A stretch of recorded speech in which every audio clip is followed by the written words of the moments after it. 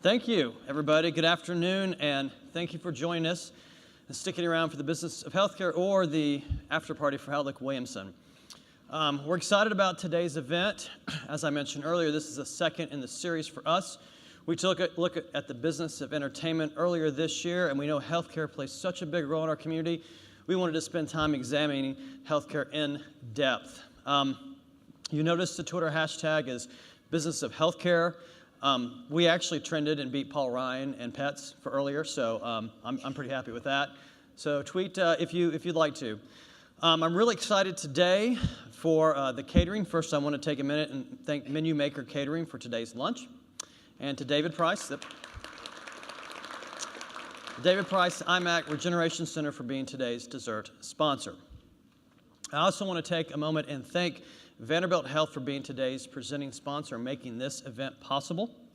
At this time, I'd like to invite our board member and and representing Vanderbilt Health, Dr. John Scott, to the stage. John. Thank you, Matt. All right, I'm going to start with the spoiler alert.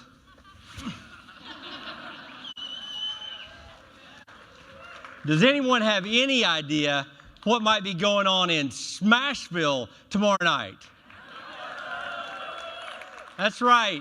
Your Nashville Predators are starting their playoff run after winning the Western Conference Championship and bringing home the President's Trophy. As many of you know, Vanderbilt orthopedic specialists serve as team physicians for the Predators. They've served a key role in keeping the players game ready this season, and guess what? Now they can keep you game ready. We've got Dr. Jed Kuhn and Dr. Paul Rumo, team physicians for the Predators, who are now open for business right here in Franklin at our Vanderbilt Bone and Joint Clinic campus at Bedford Way. They look forward to serving your orthopedic needs. The Predators are amazing, both on and off the ice.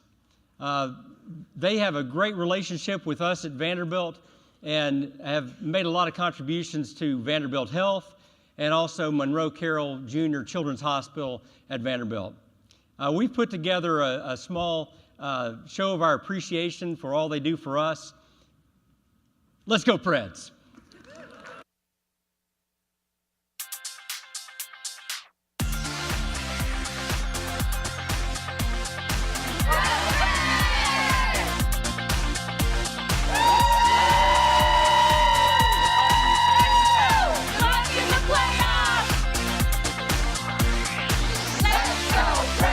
I want to reach out and wish you well as you go into the playoffs. Bring us home that cup. Let's go Predators! Let's go Preds! For everything you do for us here at Monroe Carroll. Go Preds, bring home that cup.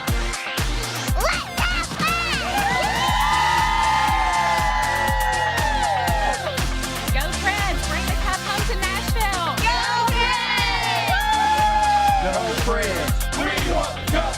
We want the cup. We want the cup. Preds, you can do it. We stand with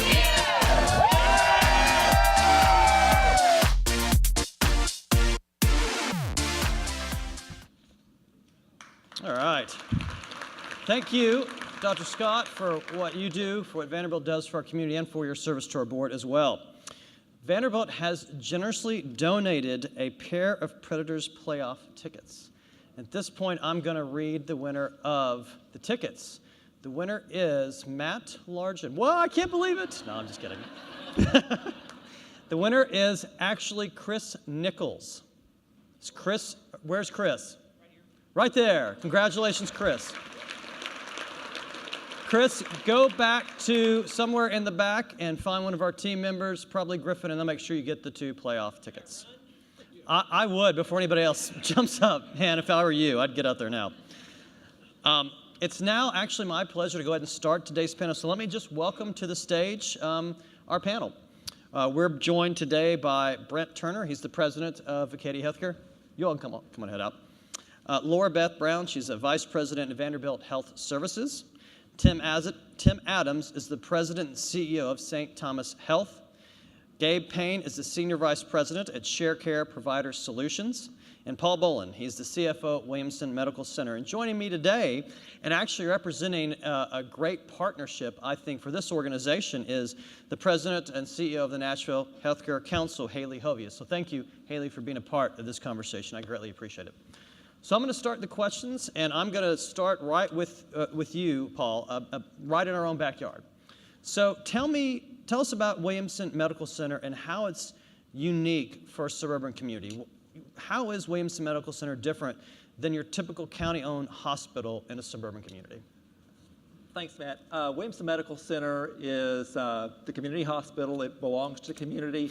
It was formed in 1957 through an act of the state legislature which made it a governmental hospital. Right now there are about 20 governmental hospitals left in Tennessee, not a lot of them. What kind of makes us different than many governmentals is we don't receive any funding from the taxpayers. It's completely self-sufficient. Many of you who work in healthcare understand Williamson County has a lot of insured patients, a lot of paying patients, which has really let us do a lot of things that some other governmental hospitals might not be able to do. And with that, we provide the ambulance service for Williamson County. We provide a lot of benefits to the schools, services to jail inmates, and things like that that we couldn't do if it weren't for the payer mix. And I'm not sure other hospitals would do that if they weren't so connected to the local community. Great. Anything else following up that you provide in addition to direct care to the residents? Anything you want to expound upon that you kind of went down the road of providing ambulance service and things like that for the schools? Well, that's the beauty of a local hospital. The decisions are made locally, so as things come up, we're able to do them, be it something the schools need, the jails need, Williamson County government. The ambulance service, usually that's a separate system. Here the hospital provides it, and the county does kick in some money to cover the loss on that, but we cover the bulk of that loss. So it's really, we're there as needed. Right, that's great. And I think anybody who's been to community events throughout Williamson County always sees that Williamson County Medical Center has a strong presence. Haley. So one of the things about healthcare is that it's very always local when you talk about delivery, and yet one of the amazing things about this region and Williamson County and the companies located here is that they also have a national purview. So I've heard a little bit about sort of the local market. I want to talk about more what Vanderbilt's doing and talk to Laura Beth about how your model, as you kind of move across the state with the Vanderbilt Health Affiliate Network, what that's looking like. So first, let me say I'm delighted to be here today, and I'm really excited to talk about the things that Vanderbilt is doing in Williamson County. We have a strong presence here. We have a strong commitment to the community. We have a strong commitment to Williamson Medical Center. I'll give you some examples of what those services include. We provide joint venture walk-in clinics with Williamson Medical Center. We have a joint venture for imaging services with Williamson Medical Center. We have the Vanderbilt Health Affiliated Network, which Williamson is an active participant and board member in the network. And we also have multiple clinics and ambulatory services in addition to our connections with Williamson. So expanding into this marketplace was very important to Vanderbilt, really for two reasons. One, to be good stewards of care, to bring care into the community where it meets the patient, where they are, and then also to forge a strengthened and strong relationship with our partners here at Williamson Medical Center. Great, and kind of going, talking regionally and looking more nationally, Tim, I know you're part of a much bigger national footprint, but talk to us about St. Thomas's presence in Williamson County, and then at the same time, talk about what the healthcare environment is like today from your standpoint. Sure. Well, thank you, Matt, for the opportunity to be here. St. Thomas Health System is part of Ascension, national system, the second largest nonprofit system. I'd like to tell you a little bit about St. Thomas in total and talk specifically about our presence here in Williamson County. We have 9 acute care hospitals across Middle Tennessee. We are the area's only faith-based nonprofit health system that we're very proud of. Our faith and our faith origin is important to us in terms of how we engage our patients, how we engage our associates, and how we engage really all of our stakeholders. We have over 100 care sites throughout Middle Tennessee. We have 17 surgery centers. We employ over 500 physicians and nurse practitioners. We are a top 50 cardiac hospital. We are a top 100 orthopedic facility. We deliver more babies than any other health system in the state of Tennessee. Proud about that. And you know, we're really proud of the quality of care that we provide. So one of the things that, you know, CMS, Medicare, the government will rate hospitals according to what's called a 5-star rating. And so we've got our 2 downtown hospitals are a 4-star out of 5. There are no hospitals, unfortunately, in the state of Tennessee that have a 5-star rating currently. But the quality of care that we provide and the patient experience that we provide, we have hospitals that are in the 90 plus percentile from a patient experience perspective. Here in Williamson County, we noticed a couple of years ago that we had a lot of our patients having to make that drive up to Nashville. And as you know, healthcare is transitioning, and access and convenience is very important. So we built a care site on Old Hickory in Brentwood a couple years ago. We just opened one in Cool Springs off of Cool Springs Boulevard earlier this year. Right. We have a surgery center here. We provide primary care, neurology, cardiology, and orthopedic services within those centers. We've got a couple outpatient cardiac rehab and outpatient physical therapy. Great. Thanks, Jim. So Brett, let's talk to you a little bit, because Acadia is the largest behavioral health provider in the country. So again, looking at that, you have a home here in Williamson County in terms of your corporate headquarters, not your own home. I don't know where that is, but you're based here in Williamson County. That's important to you. Talk a little bit about sort of your national purview and what you're seeing with behavioral health across the country, because this is a topic that's getting more and more press as we... Sure. Well, again, we're grateful, Acadia, to be here on the panel.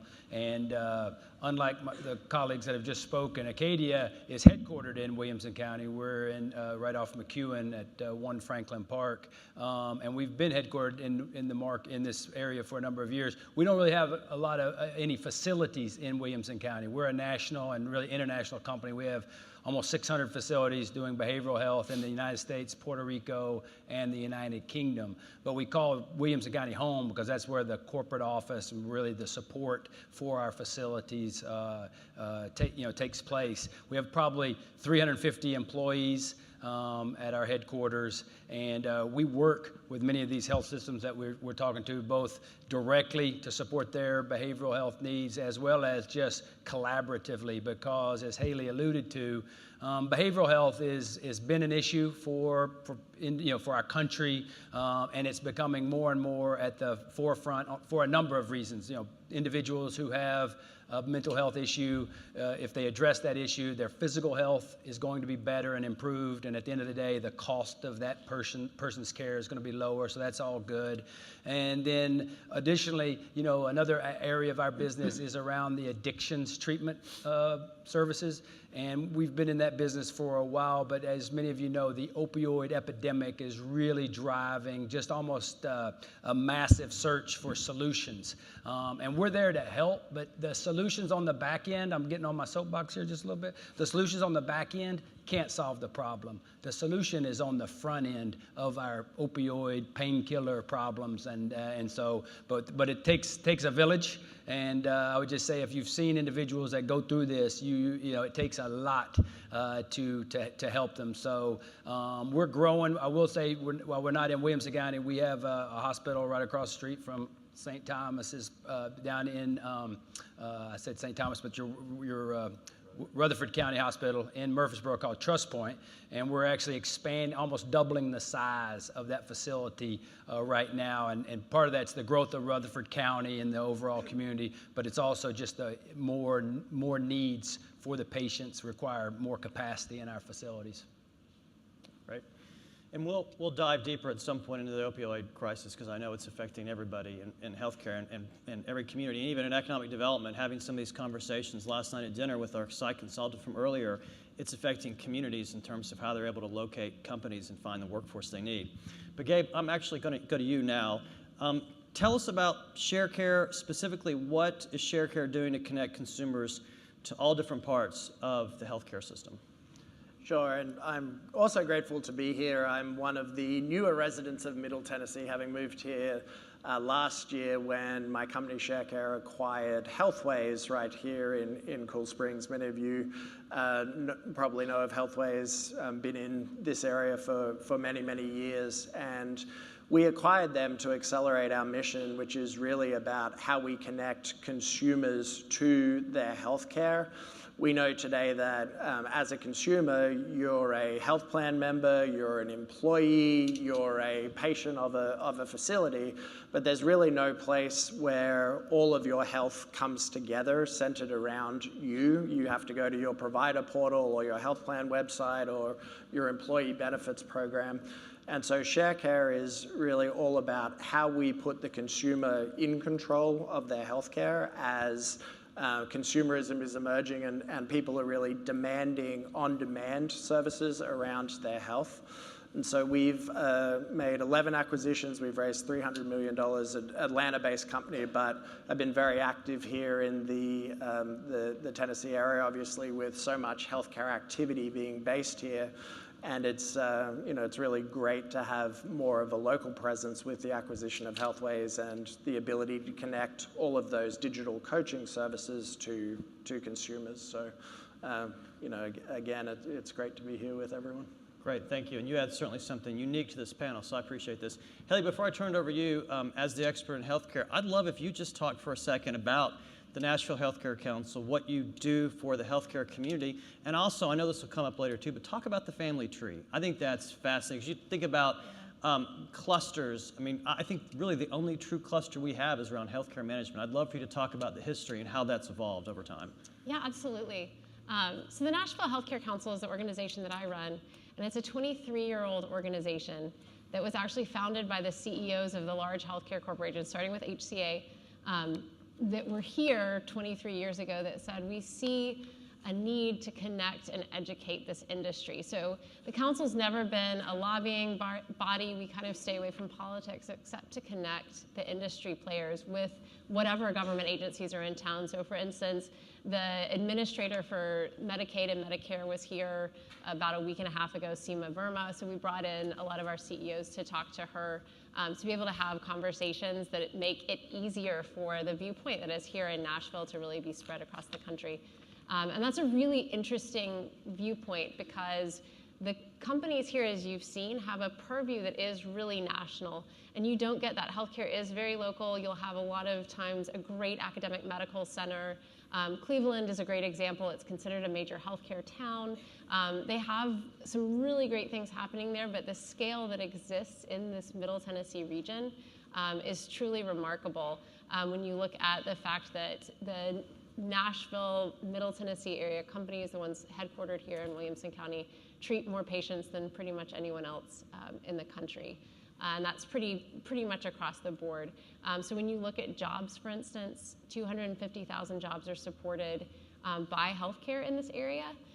When you talk about music, I think Matt said, this is a true industry cluster. The music industry contributes about $10 billion every year to the economic impact. And the healthcare industry is closer to $38.8 billion. So roughly 4 times the size of the music industry, which Nashville is so known for. So a true industry cluster. And the family tree that Matt references is really just how that happened. People will often say that this is the Silicon Valley of healthcare. And if you think about Silicon Valley and what happened there, you had companies that were very successful and sold, and that created money. And then you had the founders of those companies willing to invest in other companies and support the entrepreneurs that came after them and start more companies to continue a virtuous cycle.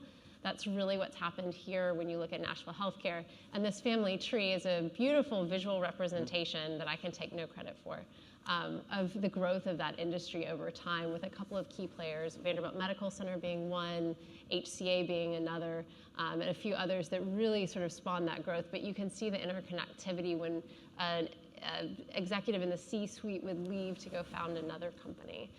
So it's really critical to the health of our region. If you have any more questions, I don't want to you're not here to hear me, you're actually here to hear from the panelists. And so if you have questions after, I'm happy to answer them. But to turn it a little bit back to sort of the panelists and what we were hearing, so we ended on consumerism. So we started off at this sort of local level, which is really where everyone interacts with the healthcare system. There's no system that is more personal than healthcare when you talk about industries. And consumerism has been thought to be a good containment of cost. So as we think about major trends in the industry, cost is one of them, because this is an industry that is trending toward 20% of GDP, I think, is the latest numbers I saw within the next maybe 4 to 6 years. So that's a lot of spend, and it's coming out of everyone's pocket. That being said, you'd think, oh, these guys must be rolling in it. The hospitals must be thrilled. They have so much money coming into the coffers. And that's really, I would love to hear from them sort of where their pressure points are. We know cost is a huge issue, but what are you seeing in your industry across? I don't know if we want to start with Paul. Sure. And my answer won't surprise any of you. Labor is the big issue. Recruiting and retaining a workforce. The prices have gotten very high. And just trying to figure out how to better use people, how to better recruit and retain people has become one of our biggest strategic issues. I'll jump in there. So, you know, it is a really challenging operating environment on the hospital side. There's probably not a week that goes by you don't see a headline where there's layoffs, or the latest numbers I heard in Tennessee, where we've had 8 hospital closings, you know, in the last 12 months. But the hospital industry is really unique to any other industry. So I know there's a lot of businesses represented in the audience today, but imagine that whatever it is that you do, whether it's owning a restaurant, owning a grocery store, owning a car dealership, but if the federal government came to you and said, hey, look, if you want to operate, let's use a car dealership as an example, a car dealership in the United States, first, know that we're going to highly regulate everything that you do to make sure that you get it right. So that's going to create a lot of costs and additional oversight expense. And by the way, everybody that comes to your car dealership that needs a car gets a car, irrespective of their ability to pay. And so, I mean, again, really think about that from your personal perspective. What that means is that certainly people are going to pay different rates, but you've got to somehow operate efficiently and in a system that allows you to be able to do that.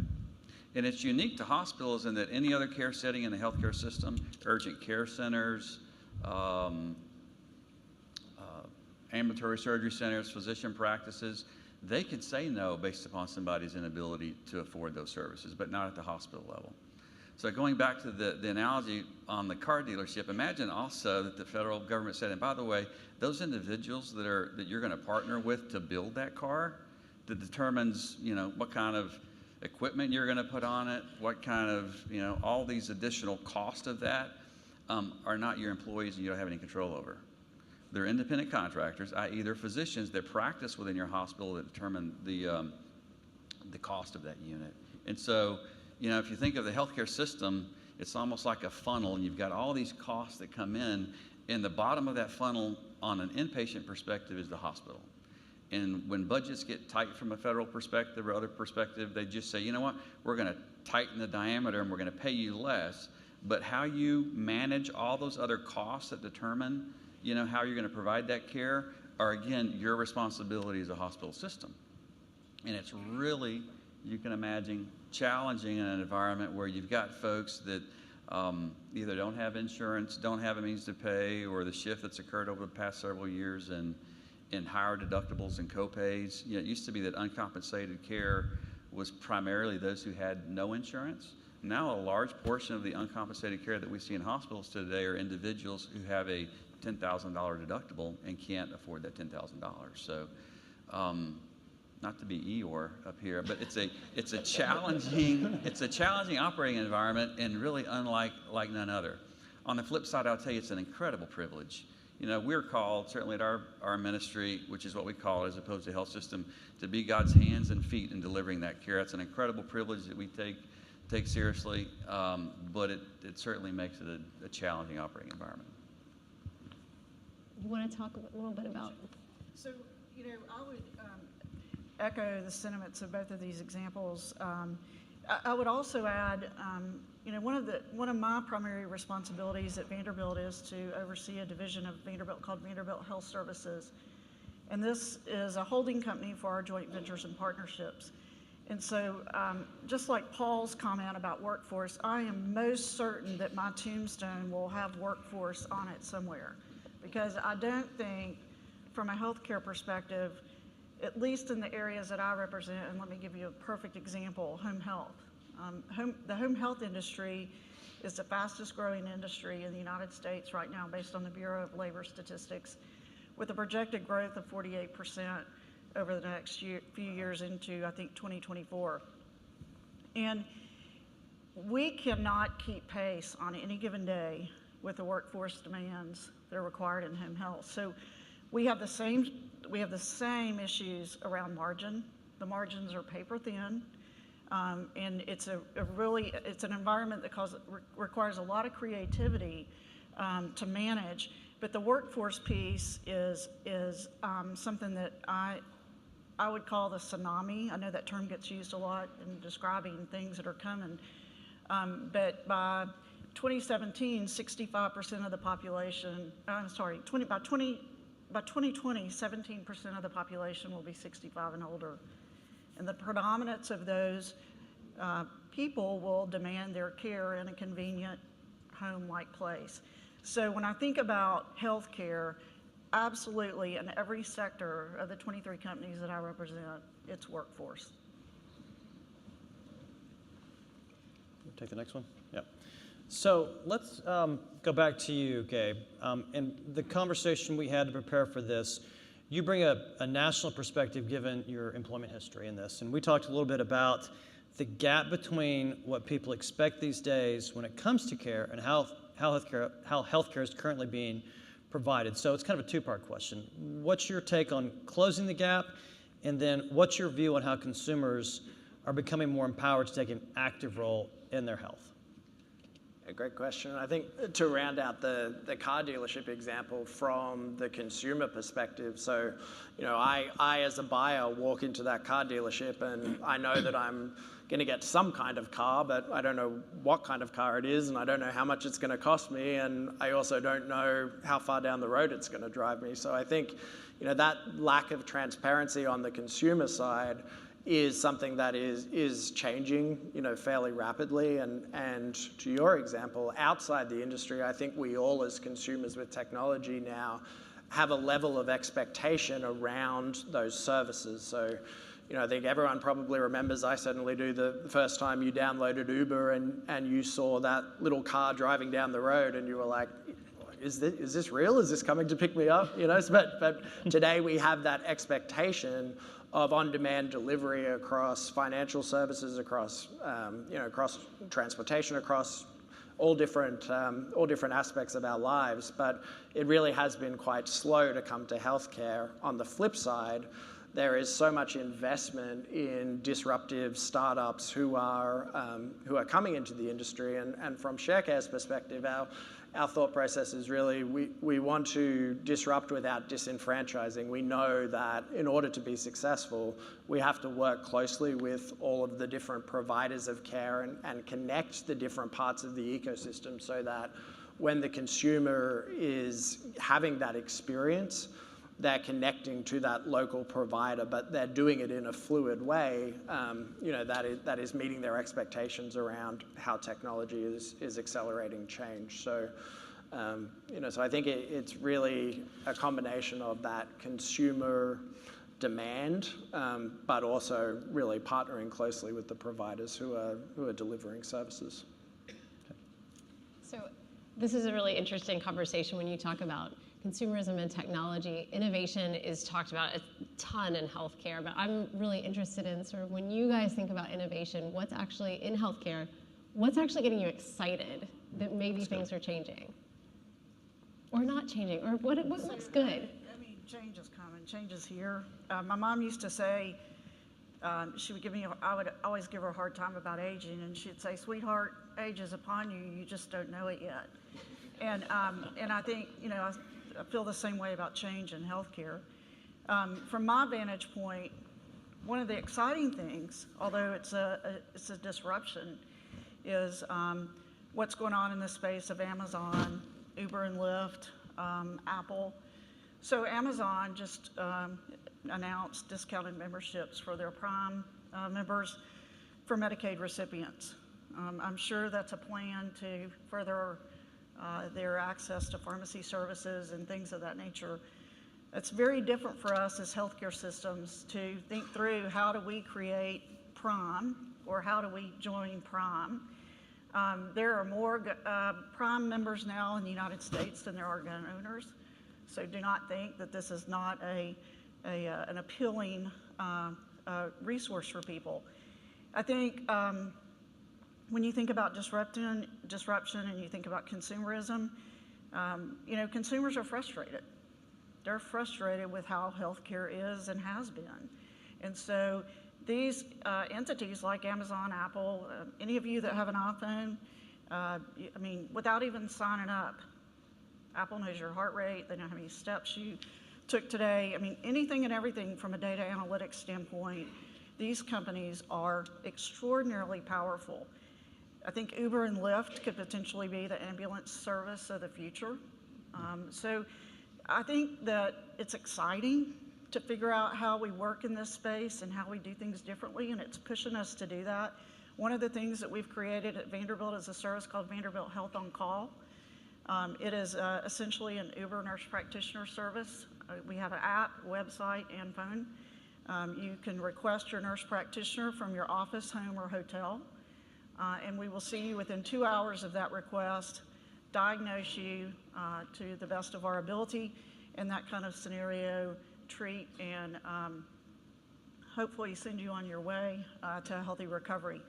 The other thing that we're doing in terms of addressing the disruption is our partnership with Walgreens in our retail health clinic space. That just gave us 14 locations on the corner of Get Well and Happy to provide access to care that is really appealing to a significant portion of the population. So we're trying to embrace it. We're trying to stay ahead of the pace and be part of the solution to really drive quality and convenience. From our perspective, we're certainly focused on access and convenience. So those things similar to what you're doing. We've got a partnership with Kroger. We have now virtual visits via a FaceTime or your iPad. My wife had the opportunity to use that over the holidays when you've got a flu influx and it's 8 o'clock at night and you just want a script or you want somebody to confirm. And so the ability to get online at any time of the day, 24/7, and visit with a physician that can diagnose you, and I think our charge for that is $49. So it's economical, it's convenient. But to me, the most exciting thing that's happening in the healthcare space from an innovation perspective is all the work around genomics. And the ability, I think, in the not too distant future to be able to proactively, based upon your genome, identify diseases before they actually manifest themselves. And the ability to, when you have a disease, to really target specifically through medication or other means a way of changing that. And that will, I think, dramatically change our healthcare system, in the next 10, 20 years. Paul, anything you want to add? Yeah, just from a community hospital perspective, and this happens in a lot of communities, particularly the more rural you get, you can't offer every service that might be needed. One of the things we've done in the past couple of years through Vanderbilt, we have teleneurology. Used to be if you were suspected of having a stroke in Williamson County, chances are you had to go to one of the Nashville hospitals. Through the use of teleneurology, a neurologist is directing the care, can see the patient, and we can keep them in Franklin. So there's a lot of technology that helps, and that's really true with chronic care, trying to monitor patients in their home. Technology is from your iPhone, suddenly your doctor can see so much about you that doesn't require you to leave your home. So lots of technology in the community hospital. Great, thanks. So this next question, you want to follow up with something? I was just going to ask Brent and Gabe if they had any favorites too. I think, our business is very not so technology enabled, it's more people. And so while I appreciate and concur with a lot of these ideas, I think the most thing we're leaning on a little more of late is telemedicine, telepsychiatry. And it's really, again, because you've got needs out in rural communities. Hospitals don't want to have a full-time psychiatrist assessing on site during the after hours. And so we can help plug that gap. It gets back to how can we help partner and solve the issues in the community. It's not the highest tech solution. It's basically a screen with video transference, but that's what we use these days. Gabe? Yeah, for me, I love your example of Uber and Lyft and connecting kind of the nurse practitioner or the clinician to the patient in a much more seamless way. We're seeing lots of examples of that where care is being delivered on demand, either with someone coming to the house, kind of old school 1920s doctor bag in hand style. It's going to come all the way around with the modernization of technology, or through the virtual services. My wife had the same experience as yours with telehealth, and she was quite a skeptic the first time the doctor popped up on that screen. But now that she's used to that experience, and that's the way she wants her care delivered. And I think as particularly the millennial generation and beyond becomes more and more influential in the workforce and in all aspects of business, that service level demand is only going to increase. So, the days of folks having that primary care physician relationship and only going to that individual their entire life are, unfortunately, I think, over. People want quality, convenience, and at an organization that has a good reputation, and we've got to somehow, as a healthcare system, transition and adjust to that model. Just curious, what's the best way for people in this audience and just the general public to keep up with the latest trends in healthcare? Is there a single source? What's your thoughts about how they manage that?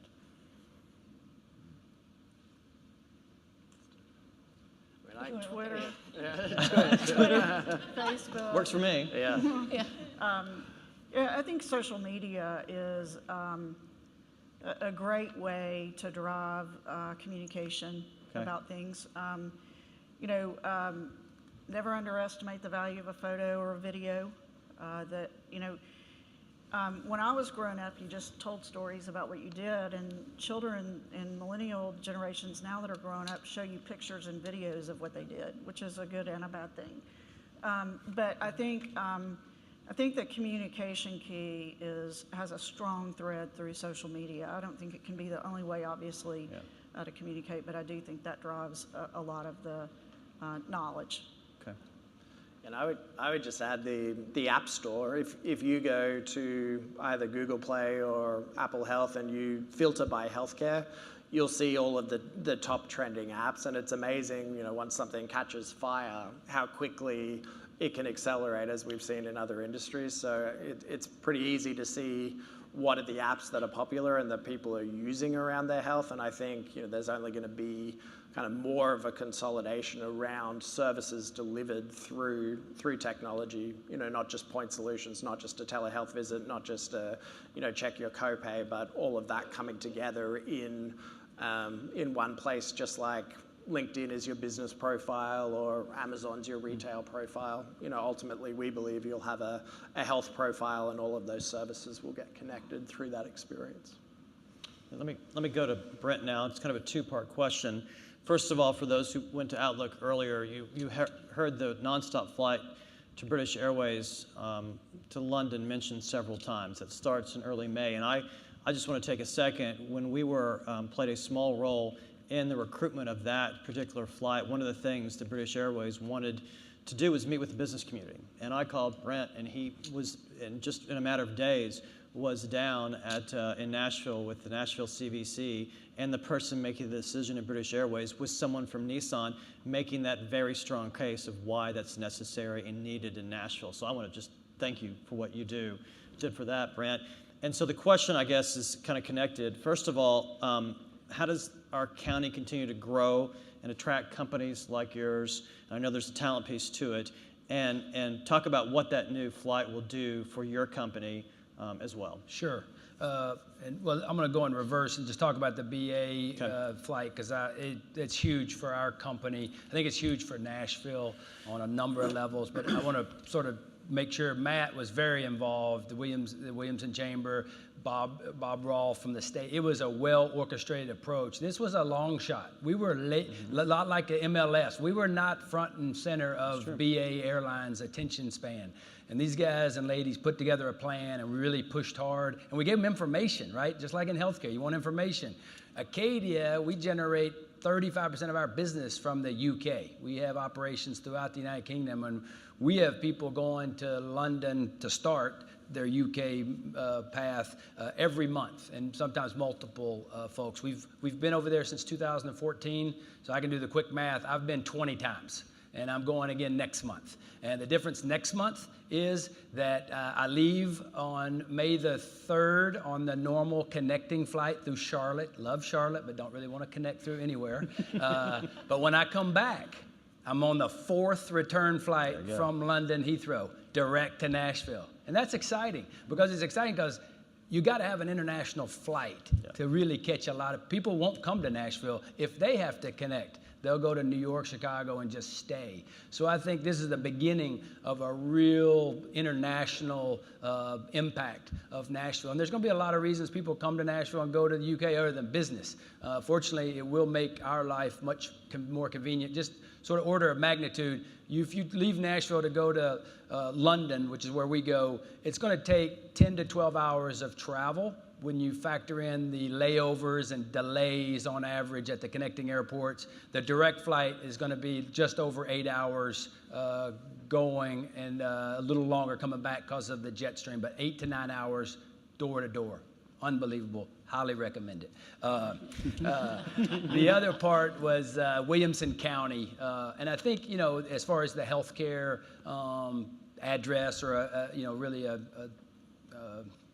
suburb of Nashville's healthcare community, I think it's a function of just physical space and office access, right? Eventually, Nashville grew out. Burton Hills grew out. Maryland Farms is now outgrown, and now you've got Cool Springs and the Franklin Park area. It's just growth has to take you out. You got to get real estate somewhere. But I think Williamson County has so many aspects. We were recruiting an individual earlier this week that would relocate into Middle Tennessee if they were to take the position. And the questions are always, what's the residential opportunities for housing? How nice are the neighborhoods, and tax situation, and then schools, right? People with schools. And those are easy answers when you're in Williamson County, right? Very great schools, really good residential, both rent and own opportunities, and then the real progressive thinking around infrastructure. We get all frustrated with a light here and there and a new lane that's needed. But Williamson County, in my mind, is a great place to have as a business headquarters, and I do live here, so I'm a little biased too. I live in Brentwood. But again, the talent of healthcare. There is an experience factor that helps people step into an organization, especially on a corporate headquarters where we're not really doing the care, but you have to have an appreciation for what's going on in the field to really be able to help them. Anybody can answer the phone, but can you deliver what they need from their parent company? And so the knowledge base of Middle Tennessee with regard to healthcare delivery from multi-sites really is beneficial to us to have that kind of talent available. Great. Thanks, Brent. So Brent, I'm just going to stick with you and the UK theme for a minute, because I've heard you talk about this before a little bit. The questions you always ask in healthcare is who's paying for it, and that's a big aspect, particularly for behavioral. And so you have two different businesses. You have the UK and you have your US businesses. You want to talk really quickly about sort of what you see the differences being there in terms of how the continuum of care is done? Well, we only have 16 minutes left. Well, I'll briefly say that in the UK, they are a single-payer system. So every UK citizen has access to health care, and it's paid for by the government. The caveat to that is if you want to get further up in the line, you can go out and pay a private insurance and get separate access, or pay for the care yourself. But most people access the health system in the UK through a single payer source. it's got benefits and it's got challenges. The key for us over there is the behavioral health needs in the United Kingdom are very similar to the U.S. So the demographics, they need a solution. They are outsourcing a lot of the behavioral solution to the independent companies such as ours. So the things are in line there. When we look at the U.S., I've been in the behavioral health industry now for just over 15 years, and it's been unbelievable. The acknowledgement, the access. There's been a lot of improvements, but as we always like to say, just in life, there's a lot further to go. Access to care is so important on behavioral health. When someone has a behavioral health need in their family, they shouldn't have to be figuring the system out, okay? And what I mean by that is, I promise you, somebody in this room, there's 150 people in here, somebody's gonna need something this year inside their family, and they're gonna get their health book out, the insurance plan, and then they're gonna go, what the hell? Where is my behavioral health? It's in there, but it's in like this big a print. Access needs to be more affordable. Behavioral health is a reality. It's not a shame. It's a disease. So if someone needs that access, they should be able to get to it. We benefit from the government is a payer for us. We generate, we get a good portion of our revenue from Medicaid and Medicare, also commercial payers. So we're well balanced, but there's still laws out there that limit people's access to behavioral health. And we're in 2018. That shouldn't be the case. And so, I'll give you the example, and then I'll stop and let somebody else speak. But there are states, right, that fund, that have the opportunity to fund the opioid treatment and the medically assisted outpatient treatment like we offer. They don't do that from a policy perspective because of their view on methadone, Suboxone, whatever. But that same state covers pain management with that same medicine. So back to my earlier comment about the front door versus the back door. There's work to be done, and we advocate for this at the federal level and at the state level all the time. And so that's kind of some of the differences. Well, and that kind of leads me to a question that I think a couple of you might be prepared to answer, which is talking about expansion of Medicaid. This was something that didn't happen in the state of Tennessee back a couple of years ago. I think when we heard from some gubernatorial candidates recently, the number of them were actually pro-expansion. Behavioral was one of the areas that Tennessee was actually feeling somewhat comfortable in a different plan, saying maybe we would cover some of those expenses. But talk a little bit about, from this perspective, should there be some expansion on the Medicaid side? I'll start. So certainly we would support expansion. We want anything that's going to provide additional access and coverage for individuals. And for those of you who haven't followed it that well, the federal government will reimburse hospitals. You would qualify for Medicaid. I believe the numbers, if you were at 138% of the federal poverty level, which is, I think it's like $14,000 a year from an income perspective. In states like Tennessee currently, you qualify for Medicaid if you're at 104. So we're talking about that group of individuals who are between 104% of the federal poverty level and 138. And we as the healthcare industry, when the Affordable Care Act came about, we all took reductions in our payments. And we did that with the understanding that we were going to have additional coverage. And so we're getting paid less than we were before because it was going to be what would fund that additional coverage. And states that chose not to expand Medicaid, basically, we've taken the cuts and we funded expansion in other states.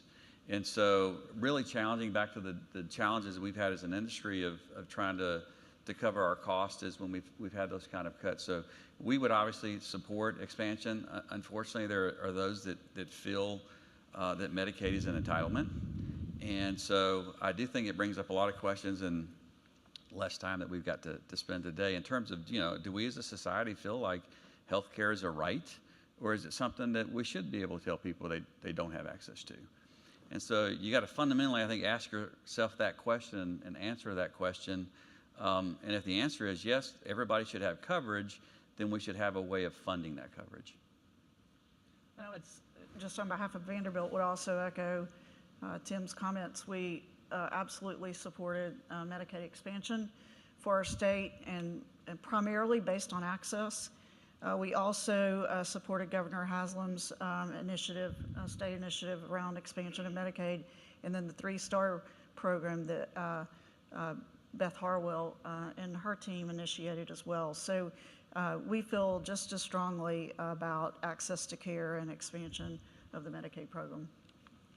I was going to say, there are communities now that have lost their hospitals. We saw 8 hospitals close this week. Those are often in poor communities. So now that they not only don't have local health care, you're talking about the people who are least able to travel to another community for care. So it's a big deal.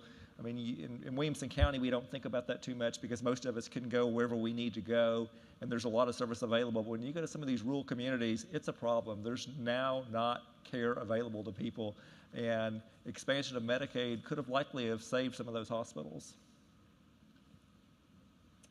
Let me actually go to you, back to you, Gabe.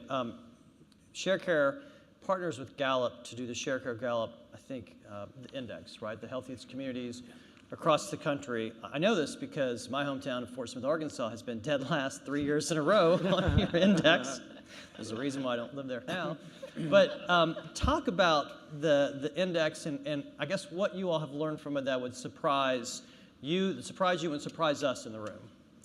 Sure. Yeah, so as you said, we have a partnership with Gallup, and it's actually something that Healthways initiated many years ago, and we've continued on to poll the health of communities right across the country. So it's an annual index that comes out, and I think the most interesting thing this year is that it's the first year nationally that not one state had an improvement in health and well-being. Wow. And several states, in terms of the way that people felt about their health overall, actually regressed fairly significantly. And obviously there's a lot of macro trends that impact why that is. But what's really interesting from our perspective about that data is that it's a consistent data source that we can tap into. It evolves year over year, and we can really drill down at the state and county level and look at what are the big macro trends again around consumers and their health, and then how do we work with our partners to really impact that. In Atlanta, we launched with the governor there what we're calling the ShareCare movement in conjunction with the City of Atlanta, the State of Georgia, and the State Health Benefits Plan there, which is 650,000 members. And it's all around how do we invigorate health and wellness from the consumer or the member's standpoint, but how do we ultimately do that to impact those trends and obviously help everyone live a happier, healthier life as the goal. So Gallup is really a great way that we can tangibly measure that impact. So when you look at healthcare, we talk a lot about the spend in healthcare, and that number that I mentioned, about 20% of GDP heading toward $3 trillion in spend, a lot of that is actually on the delivery of care side. But when you look at your total health, and I know we have some folks in the industry doing this, but I want to say there's maybe 80, even up to 90% of your health that you can actually change by how you live your life and the choices that you actually make on a daily basis. So part of that is the environment you live in. Part of that well-being index, I think, is the environment and the built environment. There are other aspects to this too, and some of the health systems in and around are really getting involved in sort of the health of the community. When you look at Tennessee, we're one of the least healthy states and one of the least healthy countries in the developed world. Happily for Williamson County, you're a shining light in the state, but a lot of the counties around you are not in as good a shape. So I don't know if any of the systems wanted to talk about kind of what you're doing on the health side of life. So it is I think the number I saw was we're 47 or 48 out of 50 states in terms of our health within the United States. So some opportunity for improving in that ranking. We have groups of individuals that try to manage these patients on an outpatient basis even after they leave our organization for several reasons. One, it's the right thing to do. But secondly, back to the whole analogy in the funnel, one of the ways that they've tried to put additional responsibility on a hospital to provide care is that if a patient comes back to you within 30 days of having left you, they pay you nothing. And so imagine where I've got a patient who comes in who has their diabetes out of control, have some issues, not eating well, making bad choices in that regard. We get them on the right path, and we send them home, and then they order 2 large pizzas and, the wrong kind of food. They'll come back to us, and they'll come back to our ERs. And so trying to manage those patients on an outpatient basis is important to us, and one where we've built up some infrastructure to try to manage those post-discharge. So I would add to that, in terms of Vanderbilt, we've addressed this at least in 2 ways that I think are pretty powerful. One is how we manage populations of patients. And so to get at the example that Tim used in managing the care of chronically ill patients through a population management program. So part of our Vanderbilt Health affiliated network includes population health, which is a key part of our system's strategy to address the health of our population. The other thing that we do at Vanderbilt, I think, to address health in the community is employee motivation. And so we've had programs historically. One was called Go for the Gold, where our employees enrolled in a program. It was an honor system-based program, but you entered health questions that were required to be asked, and you got a health assessment, and then you made a goal and a plan to manage to that.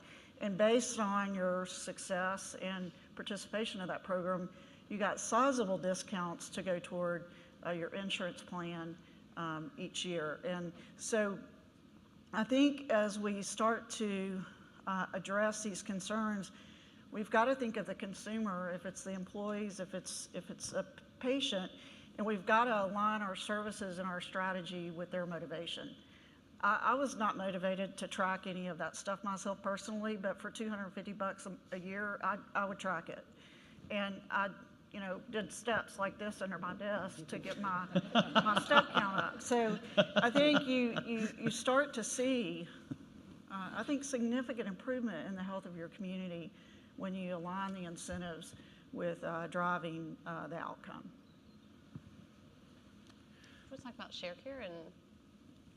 Yeah, so we completely agree. And from the consumer's perspective, I think as as more and more services become transparent to the individual in terms of how much they're paying for a procedure, and as I think you touched on the high deductible health plans, which are becoming much more prevalent, where consumers actually are responsible for the first $3,000 to $4,000 to $6,000 of their healthcare spend. We're going to see them really starting to demand more transparency and actually shopping for lower cost, higher quality services. And then on the provider side, linking kind of the activity of the consumer, all of the things that we're doing and all of the things that we can capture on a consumer through their phone, and then actually connecting that back to the provider and giving them a view into that activity so that the encounter is so much more productive. I'm not spending all this time going, how did you eat? How many steps did you take yesterday? I can actually see that information, and then I can make better healthcare decisions in conjunction with the patient. Totally agree. I liken it to a personal experience years ago when I was diagnosed with high blood pressure on a GYN visit and was sent to my PCP. And when I got to my PCP, who I happen to think walks on water, she sent me home to track my blood pressure for 2 weeks, just to monitor it to see if this was just a fluke or if it was something that was a condition that needed to be addressed. And the technology and the data analytics that we have now, I wouldn't be sent home for 2 weeks to monitor my blood pressure because it's in my phone. So I think those advances are really what are going to drive a care delivered in a different way and more timely. I wouldn't have to wait 2 weeks now to determine if this was an issue or not. Any other, there were so many things that we talked about on the phone. I knew this would happen. We wouldn't get to it. We didn't really touch on, we touched on opioid, medical marijuana instead this legislative session. I'm sure we'll come back. So we're really out of time, but is there any closing thoughts anybody has that maybe hasn't been covered you want to just end up on? I want to add one thought to the opioid crisis because I'm so impressed by this, and it goes back to what Brent was talking about front end and your approach to addressing some of these issues with the opioid crisis. But at Vanderbilt, we have a neonatal abstinence program for neonatal abstinence syndrome. It's called Team Hope. And in that program, since the fall of 2017, we've seen 68 babies born with neonatal abstinence syndrome. And the program is really remarkably basic. We pair that parent and baby with a lactation consultant. We pair them with a child life specialist. And we also create an environment outside of the ICU for those members to bond, and especially the baby and the parent. And what we've seen with Team Hope is since the fall of 2017, I think we've seen about 68 cases. And of those cases, we've only had, I believe, 2 that required additional morphine doses. And our length of stay is 5 days, which is remarkable. So I totally support what Brent said in terms of the opioid crisis in thinking through how we address these issues, in this case, with the prenatal approach and the baby approach at the time of delivery. And I think that the sky is a limit on our opportunities with that disease, but it knows no boundaries. And if any of you have the chance to read a book called Dreamland, it will absolutely enlighten you to the crisis and the opportunities that we have to address that. Great, good. Well, thank you all for being a part of this conversation today. Please thank our panelists today, Paul, Brent, Tim, Gabe, Laura Beth, Haley, thanks for co-moderating. I think the whole purpose of this conversation today was to help the audience have a better understanding of the healthcare landscape in Williamson County and Middle Tennessee, learn something about your own personal care as well. And I think what you saw from the conversation is how diverse the sector is in Williamson County and in Middle Tennessee. And so that's a great thing for our community. Again, thank you all for being a part of this. And just one thing before we close, for those people who came here today, who made a connection, who learned something, I strongly encourage you all to become part of Williamson Inc. You're exactly the kind of partners and members we're looking for. So when this event is over, Renee will actually be at the back at the bar, and we'd be happy to sign you up to be a member of Williamson Inc. today. Again, thank you all panelists. Thank you, Haley. Thank you all for coming. Thank you for your investment in Williamson County through your investment in Williamson Inc.